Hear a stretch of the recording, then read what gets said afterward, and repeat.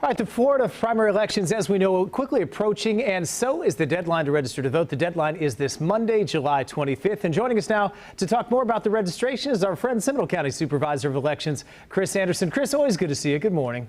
Good morning, Ryan. How you doing? Thank you for having me. I'm doing good. It's always good to have you on. So we know that deadline's coming up. They have to register by Monday, and we're talking new districting, too, so a couple different curveballs here.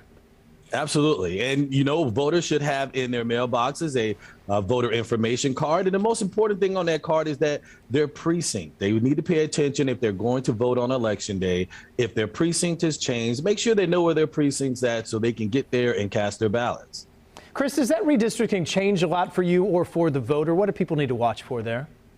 Well, in Seminole County, we're in the same congressional district, the same state Senate district. However, we've got 4 House districts now, and that went from 3 to 4. So there have been some changes to the House districts here in Seminole County. But as far as your county commission lines and your school board lines, they really haven't changed much. So, and we have at-large races or county-wide races here for those races. So it hasn't changed much for the voters here in Seminole County. Chris, as you know, we got a closed primary, and I always hear from voters who say, you know, if they have a D or an R by their name, they can't vote for the other side. So you can only vote for your registered party. I mean, people obviously need to know that and understand that because it's different than November.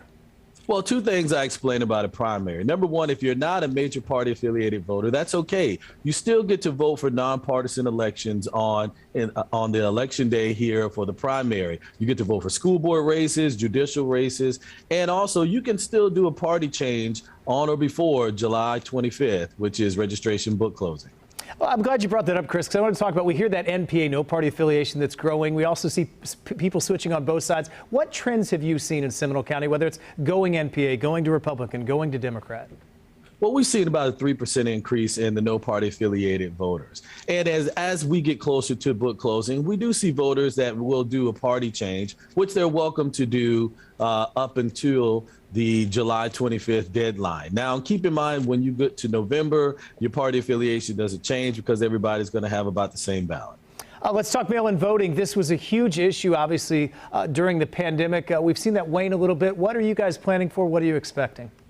We're planning for still a very high turnout. We had 104,000 individuals vote by mail for the 2020 general election, and we had about 100,000 requests on file for the primary election. So we're expecting a high turnout. Folks can expect their vote by mail ballots in the mail here very soon. When they get them, they need to make sure that they get them returned to any early voting location. They can turn them into the secure ballot intake stations during early voting dates and times, and they can always bring it to the Seminole County Supervisor of Elections office at 1500 East Airport Boulevard up until 7 p.m. on election night.